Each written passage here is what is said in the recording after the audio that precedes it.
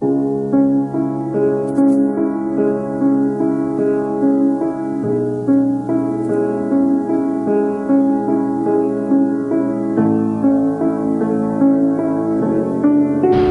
se pode servir a Deus e a mamão.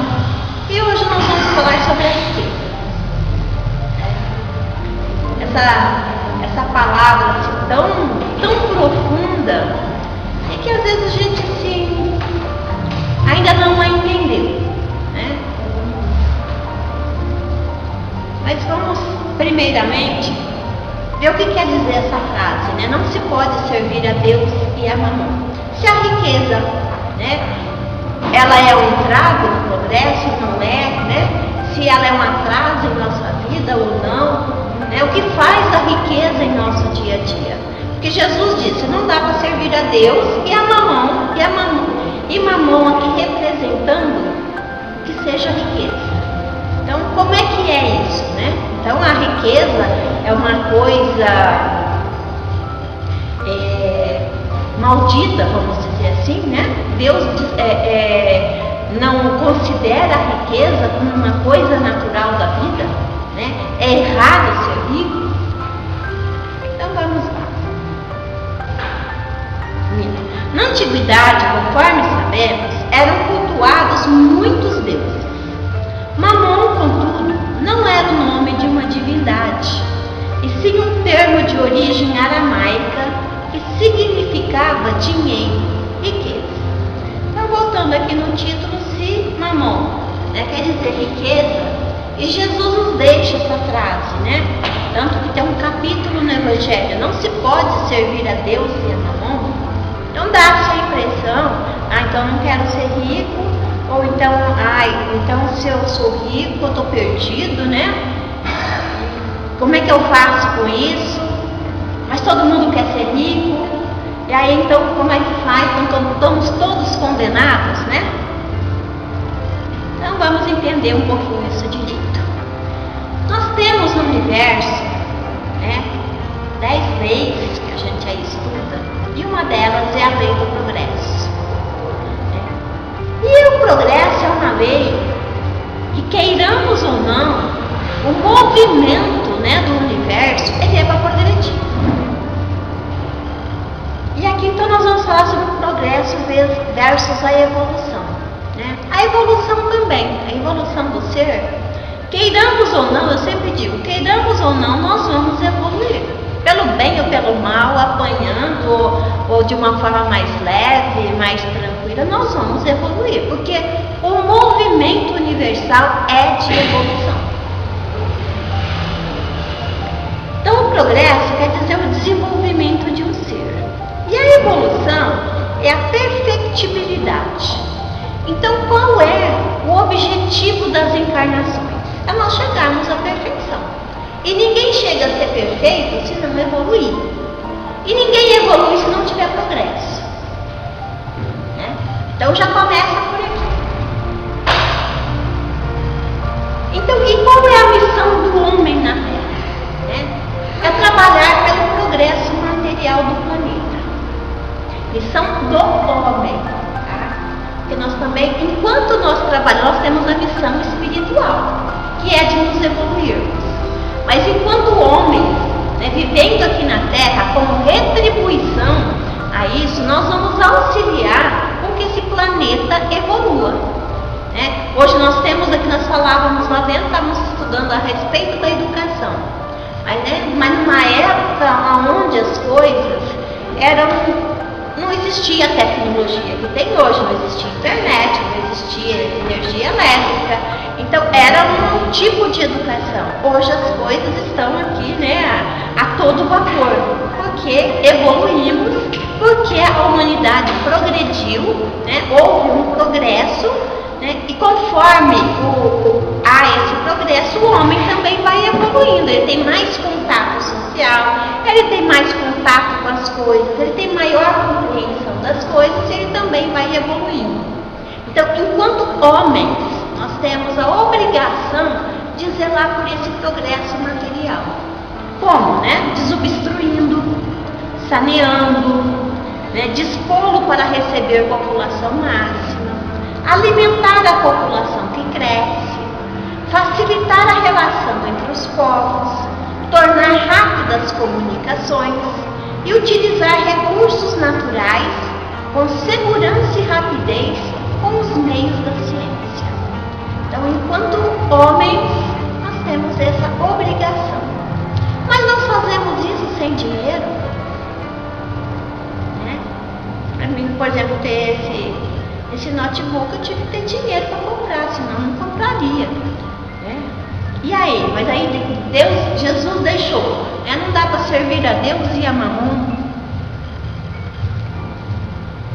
Então vamos ver um pouquinho dessa riqueza, né? O que ela não é? Então ela não é um instrumento de perdição. Ela é um elemento de progresso. Ela não é facilidade no caminho. Pelo contrário, para nós ela é uma prova muito arriscada, né? Mas ela não é uma fatalidade de perdição, mas um meio de salvação. Então parece até contraditório aí, né? Mas ela tem os perigos, né? Que aí é o supremo excitante do orgulho, do egoísmo, da vida sensual. Por quê? Então ela é uma prova arriscada, mas ela é um meio de salvação. Porque realmente é uma tentação muito grande você ter muita riqueza, que eu estou falando de riqueza material, né? Porque a perdição está muito por aí. A vida oferece mil coisas, né? As tentações estão aí, né? O poder principalmente, né? O status que dá, né? A pessoa rica, o status, porque infelizmente na vida humana, né? O que se tem valor é aquele que tem o melhor cargo, né? A melhor profissão, aquele que tem muito dinheiro. Então esse daí ele é considerado como uma pessoa importante. Aí a gente fala, tem aquele pobre coitado ali, né? Quantas vezes eu já ouvi dizer assim, quer ser tanta coisa, é um pobre coitado, não tem nem onde cair morto. Então como se, né, nós fôssemos avaliados e pesados com aquilo que nós temos, com aquilo que possuímos, né? E não com aquilo que somos. Então é uma prova muito arriscada, né? Ser rico numa encarnação é um meio de salvação se ele souber usar, mas também é uma prova arriscada de você falir, né? Porque nos dá esse orgulho de sermos importantes, né? Esse egoísmo de possuirmos a cada vez mais, essa avareza, né? É você crescer em detrimento do outro. Então isso é uma tentação muito grande. Mas então para que serve a riqueza, né? Então nós temos meios para a execução da missão do homem na Terra. Então sem as riquezas não haveria o trabalho, não haveria atividade, não haveria estímulos, não haveria pesquisa e não haveria evolução. Então a riqueza em si não é um mal, né? O que é o mal então? É a forma como nós utilizamos essa riqueza. Então a riqueza ela é muito importante. Quem é para as pesquisas, para poder remédios, né, as curas das doenças, tudo é através de pesquisa, e pesquisa vai dinheiro. É preciso ter uma riqueza, né? Então temos aí, hoje, graças a Deus, a paralisia infantil já foi erradicada através das vacinações, mas para poder se chegar a isso, precisou aplicar muito em pesquisa, né? Então tudo isso, a necessidade dessa riqueza bem aplicada. Sem o trabalho, por exemplo, o trabalho além do salário que nós temos, que precisamos desse salário para viver, eu preciso do trabalho para eu poder aprender, para poder evoluir intelectualmente, para não ficar ocioso, né? Para não ficar mendigando, né? Para poder esperar que alguém me traga alguma coisa. Então eu vou à luta, quer dizer, te faz sair daquele comodismo e ir trabalhar, ir buscar coisas melhores, ir buscar outros campos de atividade para que você melhore cada vez mais. Então essa necessidade que nós temos dessa riqueza, né, nos faz progredir intelectualmente nós não podemos, e é o que tem acontecido, nós evoluímos muito intelectualmente e evoluímos pouquíssimo moralmente. Então nós deixamos que essa riqueza nos despertasse esse lado humano, né? E agora nós temos que correr atrás dessa evolução moral. Então não é a riqueza quem atrapalha a evolução, pelo contrário, ela é necessária para a evolução, desde que ela não seja instrumento, né, de perdição ou de aniquilamento de outro ser. Então, as desigualdades das riquezas, quais são as causas, né? Não serem iguais todos os homens em inteligência, na atividade, no trabalho para adquirir, na sobriedade, na previdência para conservar, né? Porque o programa de Deus é a experiência moral do homem na Terra. Então nós encarnamos, é como se nós internássemos numa escola. E nessa escola nós vamos aprender. Então nós encarnamos aqui, né? Trazemos como missão a nossa evolução moral e espiritual, mas para evoluirmos espiritualmente nós temos que contribuir com a evolução do planeta. Agora, para poder fazer tudo isso, o que causa essas desigualdades? A gente fala assim, bom, e daí? Tantos pobres com tantos ricos, e aí a gente passa a condenar tudo isso, né? Onde é que está Deus, a sua justiça aí dentro? Mas através dessas situações é que nós vamos despertar, né? Nós vamos acordar e botar tudo isso em prática. Por exemplo, eu tenho que ter o meu trabalho, eu tenho o meu salário. Meu salário é aquilo. Não dá para eu gastar mais do que eu ganho. Então eu tenho que ser previdente e conservar esse salário. Eu vou adquirir só aquilo que eu posso adquirir. Se eu quero adquirir mais, então eu vou ter que buscar um outro trabalho que me dê um outro salário, onde eu possa adquirir aquilo que eu queira. Então me faz sair daquele comodismo e buscar algo para mim, né? Na sobriedade, quer dizer, na seriedade. Então assim, na responsabilidade, né? Na troca de convívio, né? De convivências. Eu tenho lá as hierarquias, onde eu tenho que respeitar o meu superior e onde o meu superior tem que me respeitar também enquanto inferior. Naquela situação onde eu estou, nós vamos exercitando esse respeito, essa troca, a responsabilidade, né? Os horários que eu tenho que cumprir. Então a gente vai aprendendo a respeitar, né? O respeito entre si, a cordialidade, né? A tolerância, a paciência, né? A humildade. Então nós vamos exercitando tudo isso. Então qual é a função da riqueza e da pobreza? Na riqueza ela é uma prova de caridade e abnegação. E na pobreza é prova de paciência e resignação, que tem como objetivo a evolução da humanidade. Então, essa desigualdade ela acontece até porque nós somos desiguais, né? Tem aquele que é mais evoluído, tem aquele que é menos evoluído, tem aquele que já se desenvolveu mais na inteligência, tem aquele que não, tem aquele que precisou perder a inteligência para poder desenvolver-se moralmente, espiritualmente, porque com a inteligência ele se perdeu, né? Então existe uma troca e uma hora eu posso vir com um retardo mental. Isso não quer dizer que espiritualmente esse espírito não tenha inteligência, pelo contrário, foi preciso ser retirada essa inteligência para que ele possa agora, né, evoluir moralmente, sentimentalmente, né, através exercitar o amor, a compreensão, a paciência, a resignação.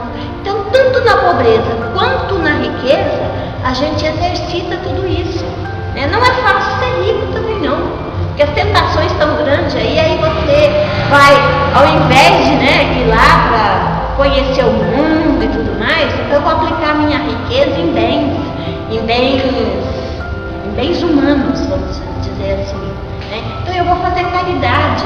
E caridade não é distribuir dinheiro, não. se sentir parte nesse contexto. O que eu posso fazer para poder amenizar, né, tantas doenças, tantas dores, tantos sofrimentos, tantas coisas ruins que acontecem no nosso dia a dia?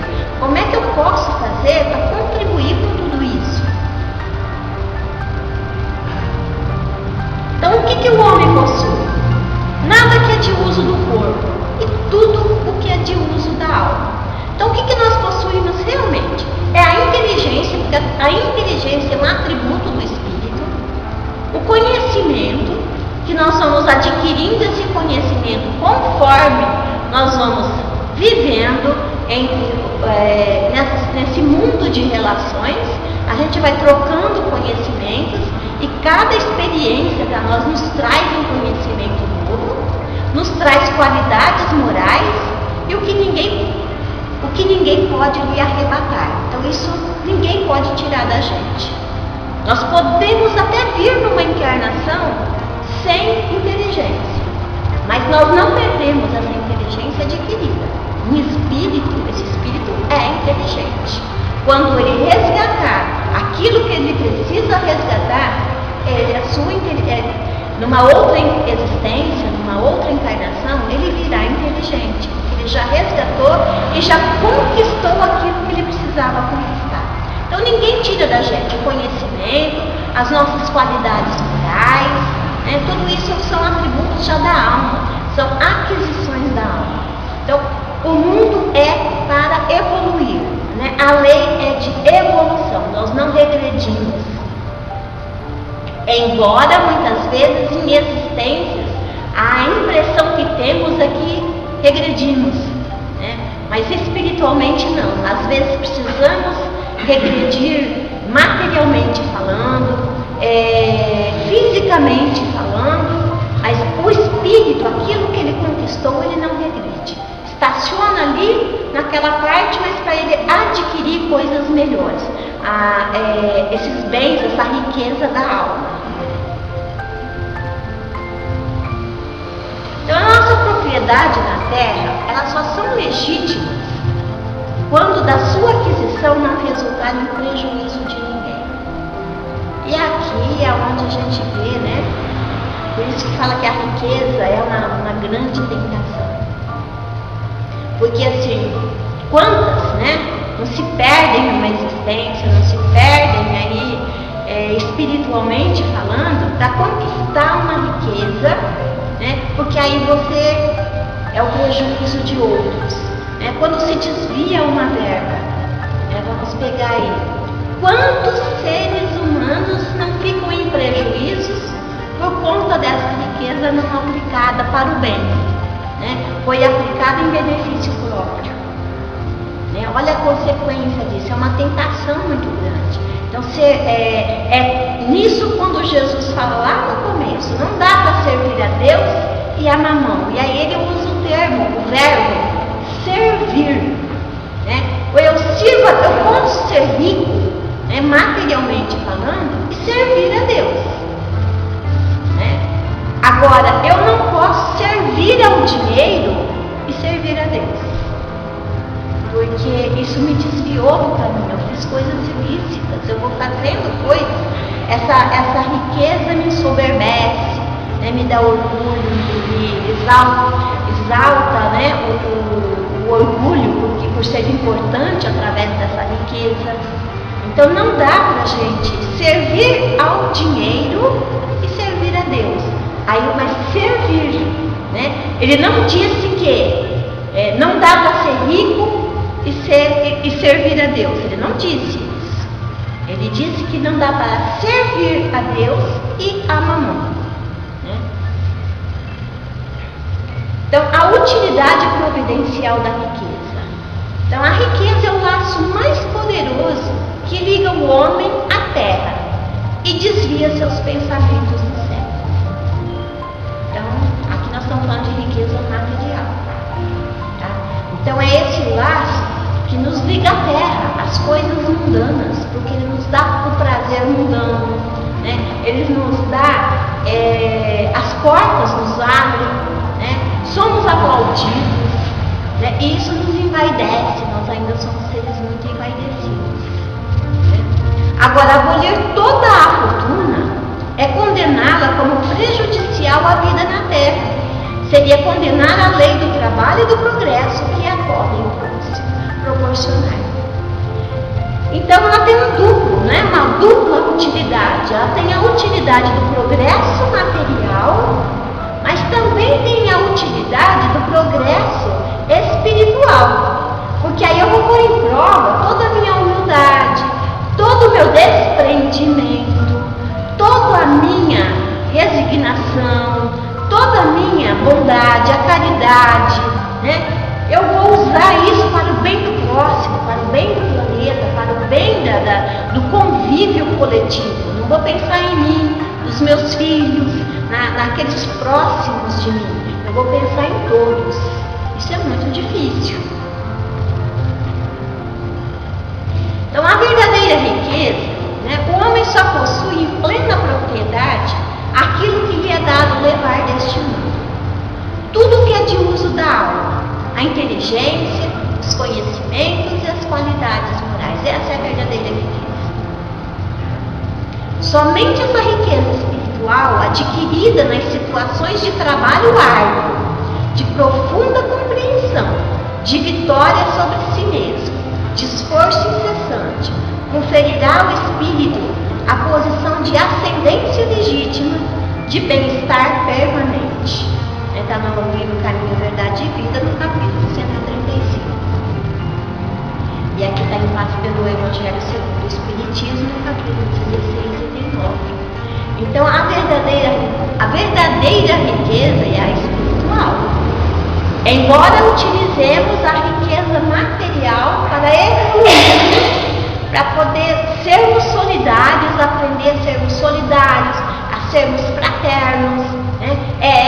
A riqueza material nos auxilia também a adquirir a riqueza moral, né? Assim como a pobreza também, né? São situações, digamos assim.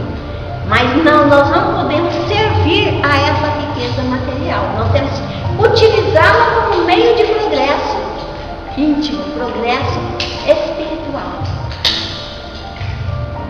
Então vamos lá, né?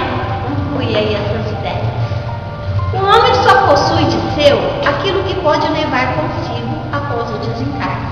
Então nós não vamos levar a nossa riqueza material, nós não levaremos nossa casa, nosso carro, nosso status, nosso poder, nosso cargo, né? Nós não levaremos nada disso. As virtudes são a riqueza a que devemos dedicar mais nosso tempo e energia. Não se pode comprar de forma alguma o bem-estar espiritual. Somente a prática do bem e da caridade nos oferece tal condição. Os bens da terra pertencem a Deus, que distribui o seu usufruto da forma que melhor considera e no interesse de seus filhos. As riquezas legítimas são as conquistadas com trabalho honesto e esforço sem prejudicar a ninguém. Ao homem não é dado abusar da riqueza, nem usá-la exclusivamente na satisfação dos prazeres materiais, pois prestaremos contas a Deus do uso que dela fizermos. Mandamento a servir de lema na utilização das riquezas: amai-vos uns aos outros. As riquezas podem e devem ser empregadas para o bem geral. O amor aos bens terrenos é um dos maiores obstáculos ao adiantamento moral e espiritual. Devemos saber viver sem riquezas quando não as possuímos, empregá-las de forma útil quando as possuímos e saber sacrificá-la quando necessário. Vamos ver. Lembra-te que de amanhã restituirás a vida o que a vida te prestou. Em nome de Deus, e que os tesouros do teu espírito serão apenas aqueles que houveres conquistado em teu próprio benefício, no campo de educação e das boas obras. E aqui, né, vem uma Emmanuel, eu sempre brinco brinco com o Altair lá, e vamos deixar Emmanuel quietinho, porque ele, quando a gente pega Emmanuel, ele dá uma sacudida na gente, né? Mas é uma brincadeira que eu faço, porque assim, quando a gente está lá lamentando, abre Emmanuel, ele dá uma sacudida, põe a gente de frente com a gente mesmo e fala, ó, você é responsável por você. Então ele vai falar sobre a riqueza e a felicidade. Então ele diz o seguinte, que há ricos do dinheiro, tão ricos de usura, que se fazem mais pobres que os pobres pedintes da via pública, que muitas vezes não dispõem sequer de um pão. Há ricos de conhecimento, tão ricos de orgulho, que se fazem mais pobres que os pobres selvagens, ainda ensuados nas trevas da inteligência. Há ricos de tempo, tão ricos de preguiça, que se fazem mais pobres que os pobres escravizados às tarefas de sacrifício. Há ricos de possibilidades, tão ricos de egoísmo, que se fazem mais pobres que os pobres irmãos em amarguras lutas expiatórias que de tudo carecem para ajudar. Há ricos de afeto, tão ricos de ciúme, que se fazem mais pobres que os pobres companheiros em prova rude, quando relegados à solidão. Lembra-te, pois, de que todos somos ricos de alguma coisa, ante o suprimento divino da divina bondade, e usando os talentos que a vida te confia, na missão de fazer mais felizes aqueles que te rodeiam, chegará o momento em que te surpreenderás mais rico que todos os ricos da terra, porquanto entesourarás no próprio coração a eterna felicidade que verte no amor de Deus. Emmanuel, no Espírito da Verdade, Francisco Cândido Xavier e Paulo Vieira. Então, Emmanuel ajuda diz tudo, né? Não temos nem o que complementar. Então, a riqueza, né? Nós somos ricos sempre de alguma coisa. O que nós estamos fazendo com essa riqueza? Acho que é o chamamento nessa frase aqui, né? Vamos voltar nessa primeira frase aqui.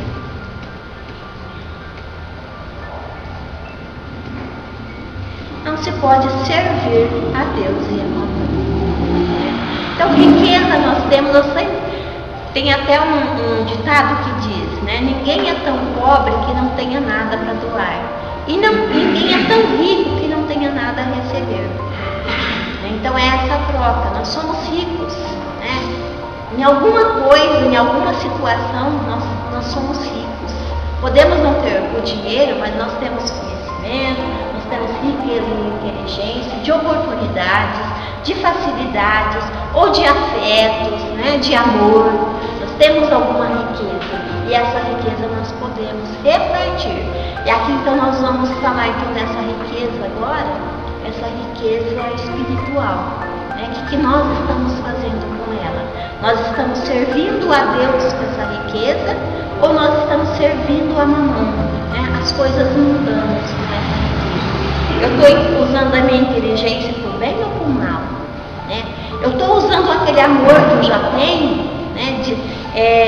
Socializando, ele confraternizando, possibilitando que aquele que não tem amor nenhum, né, possa receber também uma migalha de amor, né, um abraço, um aperto de mão, uma palavra amiga, um apoio, um caminhar juntos. Ou eu tenho lá minha família, vou viver, vou cuidar da minha família e está tudo bem. Eu cuidando de mim, da minha família, está tudo certo. Né? Então, o que nós estamos fazendo com essa riqueza? Né? Quem é que nós estamos servindo com a nossa riqueza? É que todos nós temos uma riqueza dentro de nós. Nós não somos totalmente pobres, né? Podemos ser pobres de um lado, mas ricos de outro. E essa riqueza, ela tem que ser utilizada para o progresso. Não é só a riqueza material.